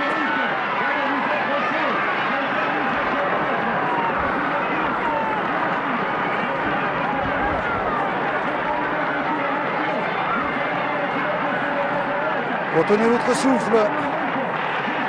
Richard Virenque et les Festina héros du jour à 400 mètres de l'arrivée. Ullrich toujours en deuxième position. Richard Virenque qui le surveille.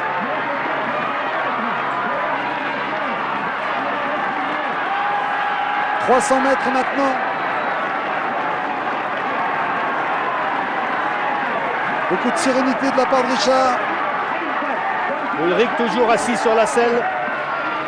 Attention, Ullrich a pris les mains en bas du guidon. Ah oui, il est tout à fait placé pour attaquer à droite de la route là. Il se rassied. Ça va être difficile pour Richard si Ullrich attaque. Je rappelle qu'il a fait toute la montée. Attention, à nouveau en danseuse Ullrich. Richard accélère, Ullrich démarre. Démarrage d'Ullrich, mais Richard le contrôle pour l'instant. Richard qui contrôle et qui sprint. Ullrich ne fait pas le sprint. Première victoire d'étape dans les Alpes pour Richard Virenque. Et je peux vous dire que Jan Ullrich a été magnanime, un peu comme l'a été Indurain ces dernières années. La logique sportive a été respectée. Ullrich est un seigneur. C'est un seigneur, on peut le dire. Il a été magnanime. Au moins, c'est l'apparence que nous en avons vue. Je pense qu'à 99%, il a fait preuve de magnanimité. Il a été très bien. C'était très intelligent de sa part. Quelle étape! Avec ce final encore formidable. Jean-René dans quelques instants nous proposera le témoignage de Richard Virenque. On va saluer l'arrivée d'Escartine et Dufaux est revenu. Dufaux est revenu sur Bjarne-Riis. Oui, Dufaux est là pour tenter une 4e place pour l'équipe Festina. Voilà. Richard Virenque qui doit être fou de bonheur. Quel exploit il a réalisé aujourd'hui. Quel exploit. Il va s'assurer une 2e place à Paris s'il continue comme ça. Jan Ullrich est un grand, mais Richard est un immense coureur également. Et voici une 4e place pour le bonheur de Bruno Roussel. Voilà Dufaux. Il ne sait pas encore que Richard a gagné. Allez, on écoute Richard. Oui, Patrick, Richard qui est très sympa en plus, qui accepte de répondre tout de suite pour rentrer, pour s'échanger. Journée exceptionnelle. On avait dit hier soir déjà à l'équipe, j'ai dit c'est aujourd'hui qu'il faut essayer de gagner le tour. Il faut tout faire péter. L'équipe d'entrée de jeu, ils se sont tous motivés, ils se sont tous surpassés. Et ils ont fait exploser la course dans la descente. Après, on est parti à 3 fois Castelcina. Et ensuite, Laurent Dufaux, il a tout donné dans la Madeleine. Et je suis parti tout seul pour durcir la course encore. Et après, ils sont revenus dans la vallée. Et dans la dernière bosse, j'ai essayé de lâcher Ulrich, mais j'arrivais pas. Et donc j'ai mis un train élevé pour derrière ça rentre pas. Et Regardez Patrick, voilà, Laurent Dufaux qui arrive, regardez cette accolade, cette belle accolade entre les deux hommes qui sont par ailleurs deux grands copains dans la vie. Vous n'aviez jamais gagné dans les Alpes, 2 victoires d'étape dans les Pyrénées, c'est fait maintenant dans les Alpes. ouais, c'est fait, et celle-là. Regardez, qu'est-ce que j'ai dans ma poche. Montrez-nous ce que vous avez dans la poche. Montrez-nous. Fanny m'a donné un trèfle à 4 feuilles. Il est tout fané, mais peut-être c'est ça qui m'a fait gagner. Vous avez vu Patrick? Oui, C'est formidable, regardez. Je vous le montre. Gardez-le Richard, gardez-le. Ne perdez pas. Je lui rends son trèfle à 4 feuilles. Attention, Pantani là, qui va arriver. Formidable. Alors que l'étape a été très rapide et qu'il va falloir faire attention au délai. Marco Pantani qui perd 3 minutes et 6 secondes sur Richard. 3 minutes 6 secondes. Il avait 2 minutes 02. 5 minutes et 8 secondes d'avance au général pour Virenque sur Pantani. Alors que Riz va passer en 3e position sans doute. Casagrande.